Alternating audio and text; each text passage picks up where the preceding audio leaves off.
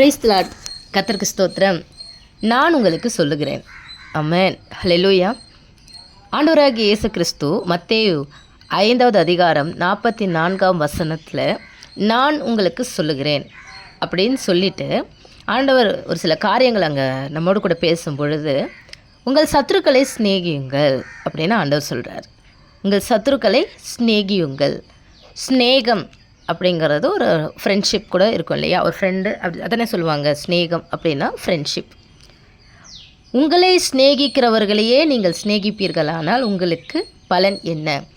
உங்கள் கூட யார் நல்லா பேசி உங்கள் மேலே யார் அன்பு வச்சுருக்கிறாங்களோ அவங்கக்கிட்டேயே நீங்கள் அன்பு காமிச்சிங்க அப்படின்னா அதனால் உங்களுக்கு என்ன பலன் இருக்குது?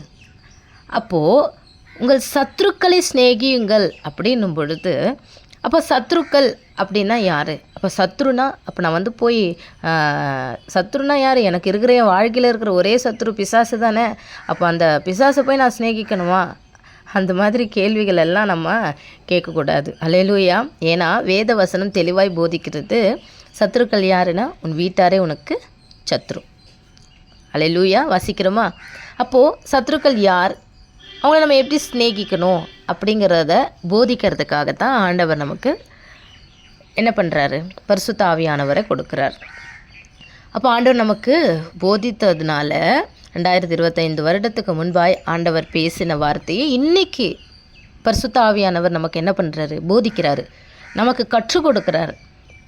ஆமென். ஹல்லேலூயா. அப்போ மத்தேயு 10:36 நமக்கு தெளிவாய் போதிக்கிறது, ஒரு மனுஷனுக்கு சத்துருக்கள் அவன் வீட்டாரே. நிறைய பேர் பார்ப்போம், நம்ம வீட்டில் இருக்கிறவங்கள, நம்முடைய சொந்தங்களை, கணவன் மனைவியை, மனைவி கணவனை, தான் பிள்ளைகளை, தான் வீட்டில் இருக்கிறவங்க இப்படித்தான் என்ன பண்ணுறாங்க?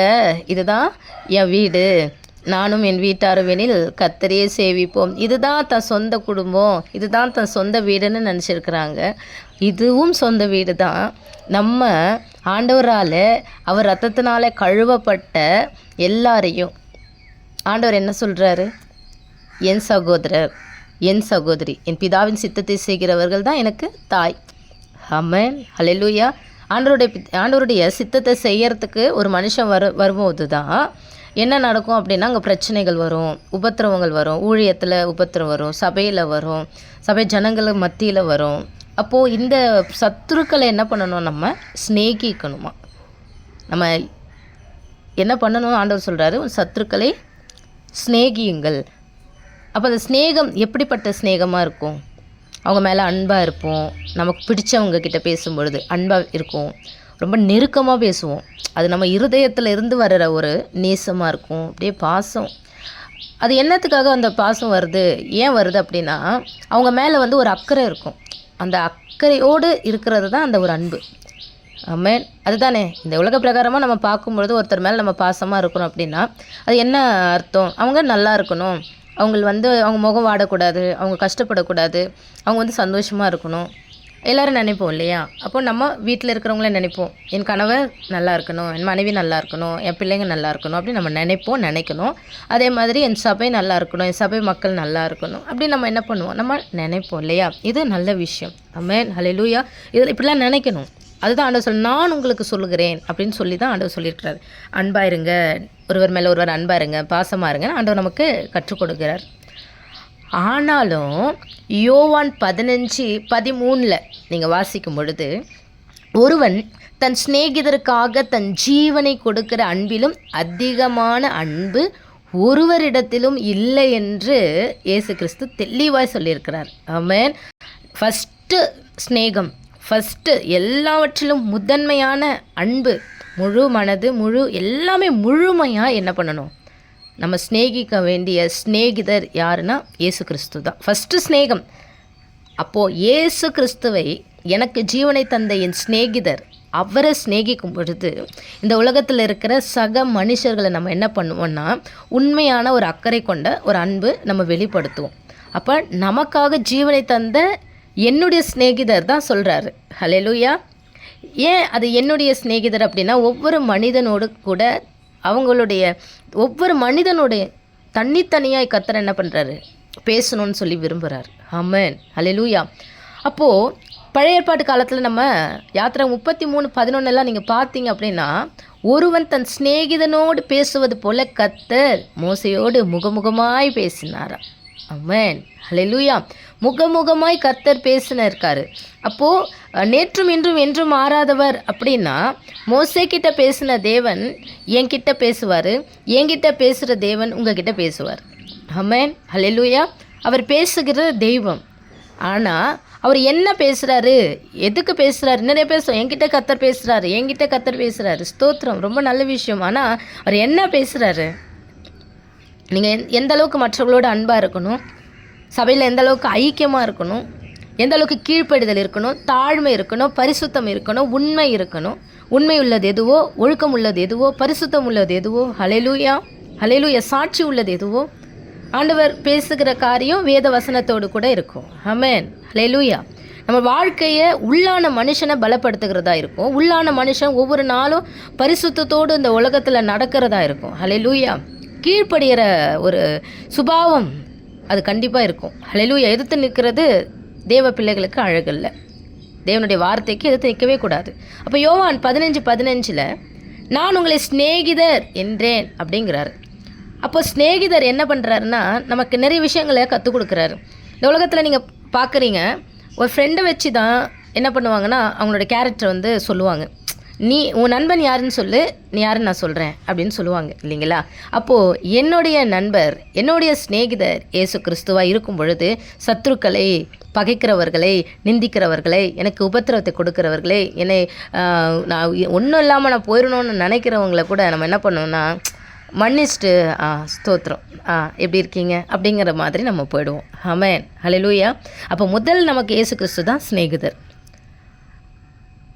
எஸ்தர் சரித்திர புஸ்தகத்தில் எஸ்தர் 5:14 நம்ம வாசித்தோம் அப்படின்னா, ஒரு கூட்டம் வருது, சிநேகிதர்களின் ஆலோசனை கூட்டம்.